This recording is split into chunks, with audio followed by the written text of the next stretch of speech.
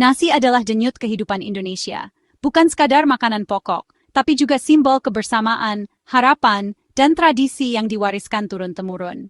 Setiap butirnya menyimpan cerita tentang kerja keras petani, tentang keluarga yang berkumpul di meja makan, dan tentang identitas bangsa yang tak lekang oleh waktu. Di setiap sudut negeri, dari desa terpencil hingga kota metropolitan, nasi selalu hadir, menjadi pengikat yang menyatukan jutaan orang dalam satu rasa. Dari meja sederhana di warung pinggir jalan, hingga perjamuan mewah di hotel berbintang, nasi selalu menjadi pusat perhatian. Ia bukan hanya pengisi perut, tapi juga lambang kesejahteraan, kemakmuran, dan kebanggaan budaya. Setiap sajian nasi adalah perayaan kecil atas hasil bumi dan kerja keras banyak tangan. Namun, di balik kepulan hangat nasi yang tampak bersih dan menggoda, tersembunyi kenyataan pahit yang jarang disadari. Praktik kecurangan beras kini terjadi secara sistematis dan masif, merusak kepercayaan yang selama ini kita pegang teguh. Banyak dari kita tak pernah membayangkan bahwa sepiring nasi yang kita santap bisa jadi hasil manipulasi yang merugikan. Kementerian Pertanian, Satgas Pangan, dan Kepolisian telah membongkar skandal besar yang mengguncang kepercayaan publik. Beras yang kita konsumsi ternyata tak selalu sesuai labelnya. Ada beras oplosan, beras kualitas rendah yang dikemas ulang, hingga beras impor yang disamarkan sebagai produk lokal. Ini bukan sekadar kelalaian atau kesalahan teknis, melainkan pengkhianatan terhadap kepercayaan konsumen. Setiap butir beras palsu adalah bentuk penipuan yang merugikan jutaan keluarga Indonesia, terutama mereka yang menggantungkan hidup pada makanan pokok ini. Investigasi mendalam mengungkap adanya pemain-pemain nakal di balik rantai distribusi beras. Mereka sengaja menurunkan mutu, mencampur beras kualitas rendah dengan yang baik, menaikkan harga seenaknya, bahkan mencurangi timbangan demi keuntungan pribadi. Praktik ini berlangsung diam-diam, namun dampaknya sangat luas. Akibatnya, konsumen dirugikan hingga puluhan triliun rupiah setiap tahun. Uang yang seharusnya digunakan untuk kebutuhan lain, habis hanya untuk membeli beras yang tak layak konsumsi. Ini adalah kerugian ekonomi yang sangat besar, dan seringkali tak terlihat secara kasat mata. Pertanyaannya, seberapa dalam masalah ini mengakar? Siapa saja yang terlibat dalam rantai kecurangan ini? Apakah hanya pedagang kecil, atau ada aktor besar di balik layar yang mengatur semuanya?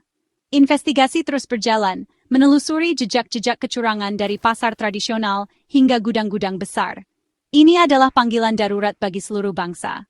Urusan beras bukan sekadar soal pangan, tapi juga soal keadilan, kedaulatan, dan masa depan Indonesia. Jika beras saja bisa dipermainkan, bagaimana dengan kebutuhan pokok lainnya?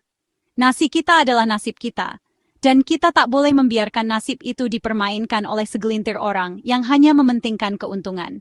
Saatnya kita bersuara, menuntut keadilan, dan menjaga sepiring nasi tetap jujur untuk semua.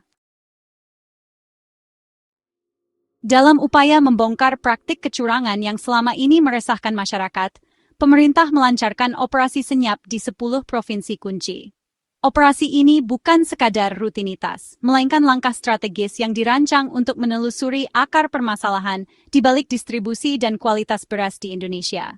Operasi ini melibatkan kekuatan penuh dari Kementerian Pertanian, Satgas Pangan, Badan Pangan Nasional, dan Kepolisian. Setiap lembaga membawa keahlian dan kewenangan masing-masing, membentuk satuan tugas gabungan yang solid dan terkoordinasi.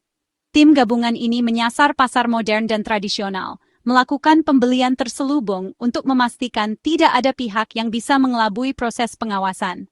Mereka menyamar sebagai konsumen biasa, mengamati pola transaksi, dan mencatat setiap kejanggalan yang ditemukan di lapangan. Dari hasil operasi, terkumpul 268 sampel beras dari 12 merek berbeda. Setiap sampel diambil dari lokasi dan waktu yang bervariasi, mencerminkan keragaman produk yang beredar di pasar. Proses pengumpulan dilakukan dengan sangat teliti. Setiap sampel dicatat, disegel rapat, dan diberi kode unik agar tidak ada celah manipulasi data. Integritas data menjadi prioritas utama demi hasil yang dapat dipertanggungjawabkan. Sampel-sampel ini kemudian didistribusikan ke laboratorium-laboratorium terakreditasi di seluruh negeri. Pengujian dilakukan secara objektif, menggunakan standar ilmiah yang ketat untuk memastikan hasil yang akurat dan transparan. Skala operasi yang masif ini menjadi bukti nyata keseriusan pemerintah dalam mengurai benang kusut kecurangan yang selama ini hanya menjadi desas-desus di masyarakat. Tidak ada lagi ruang untuk spekulasi tanpa data. Koordinasi lintas lembaga menjadi kunci utama. Masalah beras terlalu kompleks dan melibatkan banyak kepentingan, sehingga tidak mungkin diselesaikan oleh satu pihak saja. Sinergi dan komunikasi intensif antar instansi menjadi fondasi keberhasilan operasi ini. Pesan tegas pun dikirimkan ke seluruh pelaku usaha. Era main-main dengan komoditas pangan strategis harus berakhir. Pemerintah tidak akan ragu menindak tegas setiap pelanggaran yang ditemukan. Negara hadir dan mengawasi dengan serius.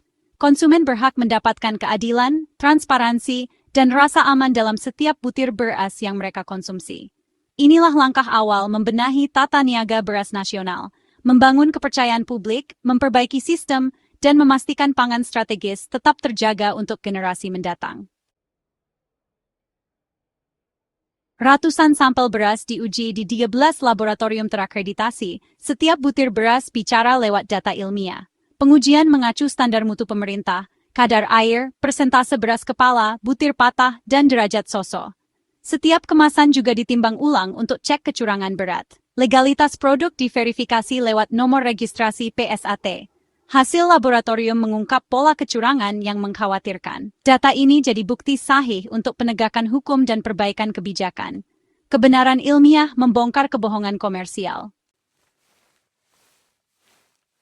Beras premium seharusnya berkualitas terbaik, tapi investigasi justru menemukan ironi. 85% beras premium di pasaran tak sesuai standar mutu. Hanya 14% benar-benar premium. Banyak beras premium kualitasnya setara atau bahkan di bawah beras medium.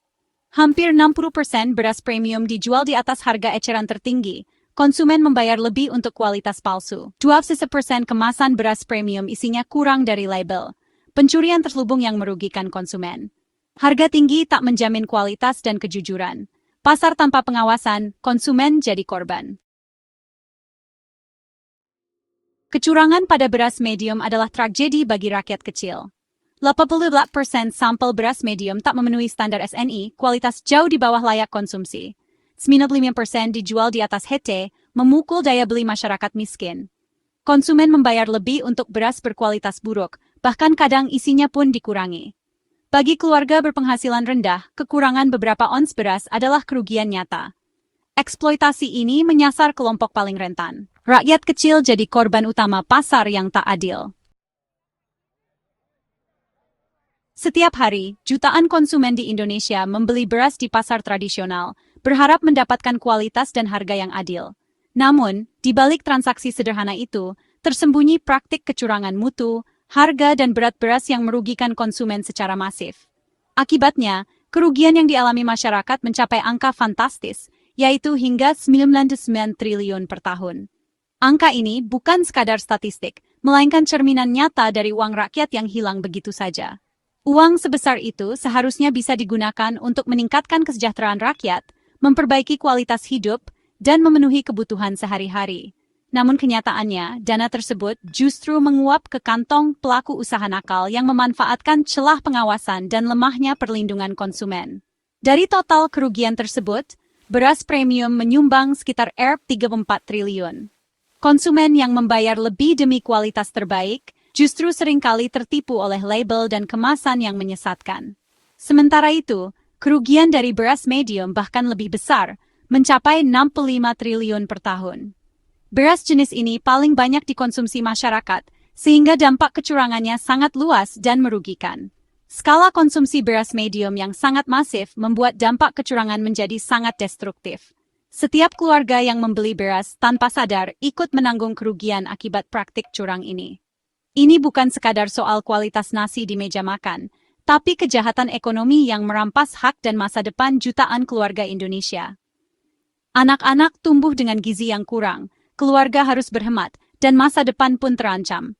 Uang yang hilang akibat kecurangan ini seharusnya bisa dialokasikan untuk pendidikan anak, pemenuhan gizi keluarga, atau bahkan menjadi modal usaha kecil yang menopang ekonomi rumah tangga. Angka kerugian Rp99 triliun ini harus menjadi alarm keras bagi semua pihak. Sudah saatnya ada tindakan tegas dan perlindungan nyata agar hak konsumen tidak terus dirampas oleh oknum yang tidak bertanggung jawab. Kerugian finansial besar hanyalah permukaan. Kerusakan terparah adalah hilangnya kepercayaan. Konsumen tak lagi percaya pada label, pasar jadi rapuh. Beras mutu rendah berdampak pada kesehatan dan gizi, terutama anak-anak. Janji perbaikan gizi bangsa sulit terwujud jika bahan pokoknya bermasalah. Pelaku usaha jujur pun tertekan, kalah bersaing dengan produk curang. Jika dibiarkan, pelaku usaha baik akan tersingkir. Publik jadi apatis pada pemerintah dan pengawasan. Memulihkan kepercayaan butuh penindakan tegas dan sistem pengawasan transparan. Negara harus benar-benar hadir melindungi hak konsumen. Pemerintah tak tinggal diam. Menteri Pertanian menegaskan langkah tegas menindak pelaku kecurangan. Satgas Pangan diperintahkan verifikasi ulang dan pengecekan langsung ke produsen, distributor, dan pengemas nakal. Penegakan hukum jadi kunci, pelaku kecurangan harus ditindak tegas, dari denda hingga pencabutan izin. Publik menanti mafia beras diseret ke meja hijau. Pemerintah juga harus evaluasi sistem pengawasan yang selama ini bocor. Perbaikan regulasi dan penguatan pengawasan di lapangan mutlak diperlukan. Tindakan tegas harus diikuti perbaikan sistemik agar kejadian serupa tak terulang.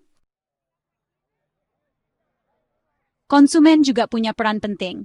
Kita harus jadi pembeli cerdas dan kritis. Periksa label, cek nomor registrasi, bandingkan fisik beras dan timbang ulang di rumah. Temukan kejanggalan, laporkan ke lembaga perlindungan konsumen atau lewat media sosial. Suara kolektif konsumen bisa menekan produsen dan pemerintah untuk lebih bertanggung jawab. Pengawasan efektif butuh partisipasi semua pihak, negara dan masyarakat. Jadikan setiap transaksi sebagai bentuk pengawasan kecil. Dengan konsumen cerdas, ekosistem pangan jadi lebih adil dan transparan.